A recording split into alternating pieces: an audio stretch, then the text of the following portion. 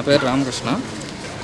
నేను రాపూర్ మండలంలో ఎంజీఎన్ఆర్జీఎస్ పథకంలో 2 సంవత్సరాల నుంచి బేర్ఫుట్ టెక్నీషియన్గా పనిచేస్తున్నాను. ఇటీవల జరిగిన ఎలక్షన్లో నేను ఎలక్షన్ ఆఫీసర్గా పనిచేయడం జరిగింది.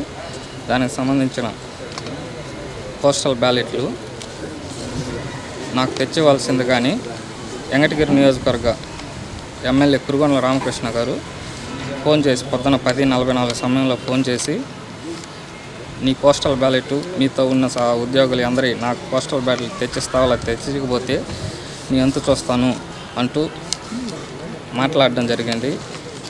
బెదిరిస్తూ నువ్వు ఎట్టా ఉద్యోగం చేస్తావో నీ ఎంత చూస్తాను, నువ్వు ఎట్టా రాపూర్లో తిరుగుతావో నేను చూస్తాను అంటూ బెదిరించడం జరిగింది. దీనికి సంబంధించి ఎస్పీ గారి దృష్టికి తీసుకుపోయేదానికి నాకు తగిన రక్షణ కల్పించవలసిందిగా ఎస్పీ గారిని వేడుకుంటున్నాను.